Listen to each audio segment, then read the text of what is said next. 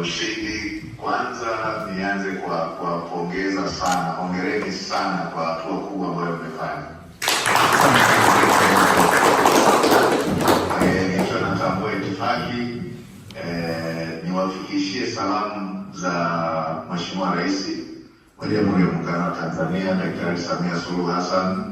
Anawapongeza sana, amenipa niwafikishie salamu hizi za pongezi. Hongereni sana.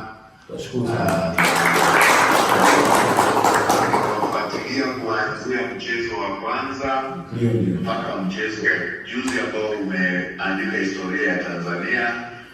Amenituma niwafikishie hizo salamu za pongezi. Hongereni sana sana.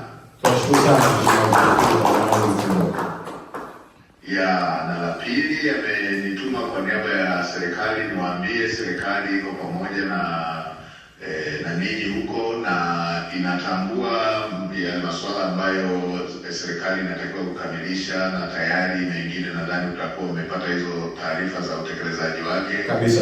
Na sehemu zingine za kuboresha serikali itaendelea kukamilisha kwa wakati. Lakini akanituma pia niwafikishie salamu za pongezi kwa historia hii ambayo mmeiandika. Imetangulizwa shilingi za Kitanzania milioni 500 kwa